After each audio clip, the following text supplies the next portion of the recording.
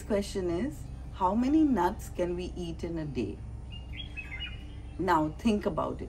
If you lived in nature and you were under a walnut tree and you see all those walnuts on the ground, but you have to open them with a stone, how many walnuts would you eat? Maybe 2, 3, 4. If you were very energetic, maybe 5.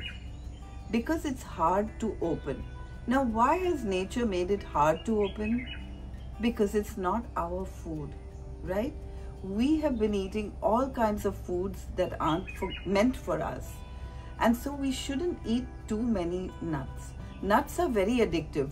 Today, when you go to a supermarket and you buy nuts in a package and you have a whole package of nuts that you can eat just like this, have you noticed that if you eat a lot of nuts, you don't really feel good after that?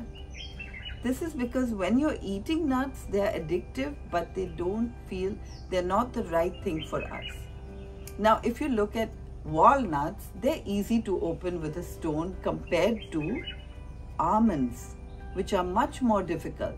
And many people haven't seen the almond fruit. So if you haven't seen it, just look for it on the internet so you'll get an idea of what it looks like.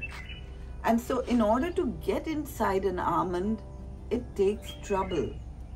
If you've seen a peach, you've seen the kernel of the peach, and you have to open something like that in order to get the almond inside. Peach kernels look very similar to almond kernels.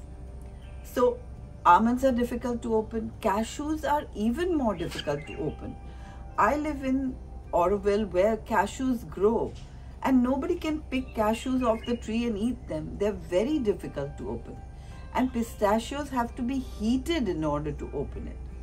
These are not our foods. This is not what nature provided to us.